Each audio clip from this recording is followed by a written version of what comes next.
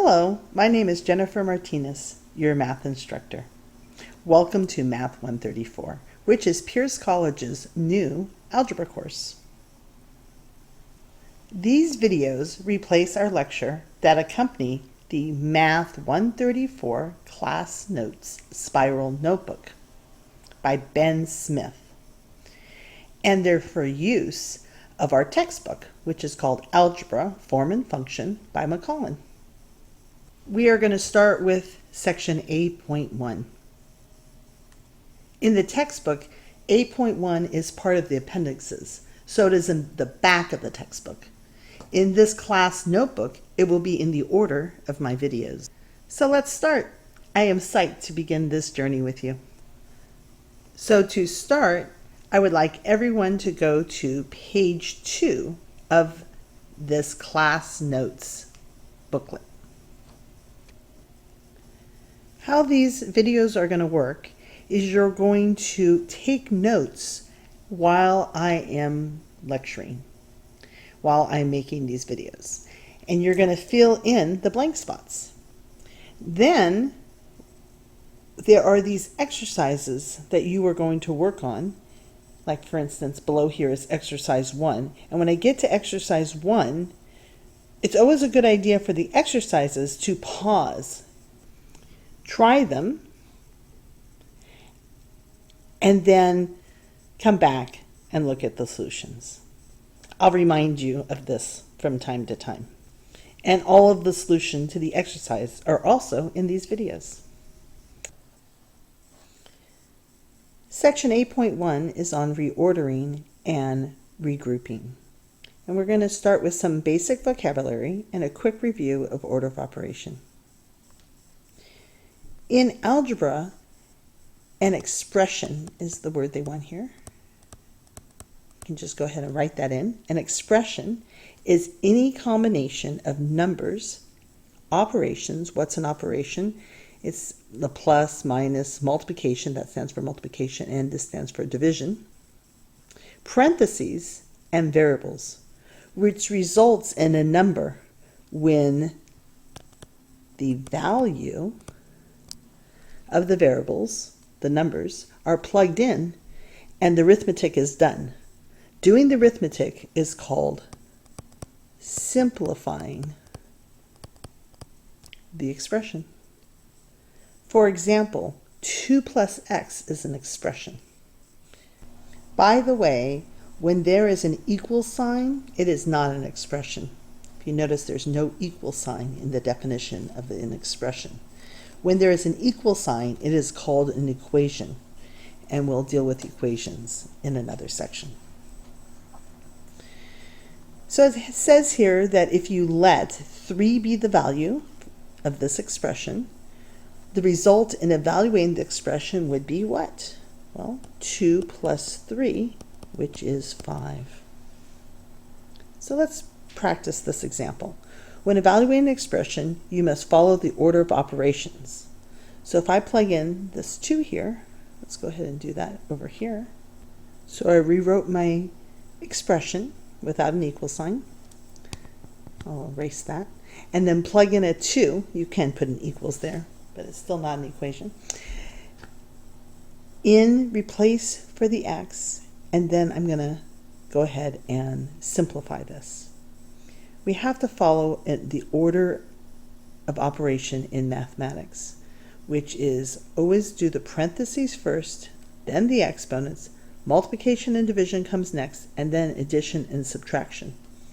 Sometimes, for people, they learn it by PEMDAS, or another cute way of remembering it is please excuse my dear Aunt Sally. So you always have to start off with the parentheses, inside the parentheses. You always do this first. So the 2 plus 1. Now sometimes parentheses just means multiplication. If there's nothing to do inside, like right here, right, it just is showing that it's multiplication. In math, when there's nothing in between a parentheses and a number, or a variable and a number, it means multiplication. So you have to be careful of that. So that's why it should say inside. I'll put out that, the parentheses.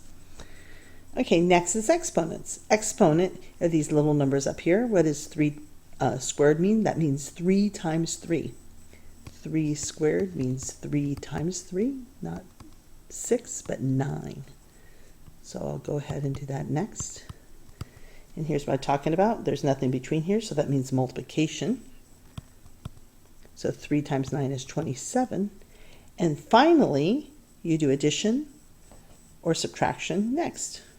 So here it says 7 minus 27, which we know is negative 20. Now, if you need help on negative numbers, that is there is a review topic video on that you can look at that I have in the topic list. But it does make sense, because if you take 7 and you subtract 27, that is like saying 7 plus negative 27. So you're up 7 and then you're down negative 27. That'll make you down negative 20. Before we continue with the exercise, I want to talk a little bit more about the third and fourth rule here, the multiplication and division, addition and subtraction from the order of operation, the PEMDAS. Because a lot of people assume that multiplication comes first here, so it is always first. Well, it's not the case. That's why they have here from left to right. You always perform multiplication and division. It's on the same level from left to right. So here on this example of 2 of part A, you do not multiply first, you divide, because division comes first. In our example, there was only one multiplication, so we didn't have to worry about that. But if there is more than one, you always go left to right. So 12 divided by 6 is 2, and then 2 times 2 is 4. If they wanted you to do the multiplication first, they would make it like part B. They put in parentheses.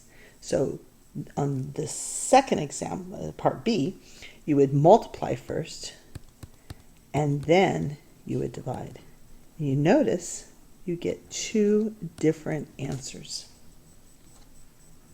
The same thing with addition and subtraction. You always go from left to right.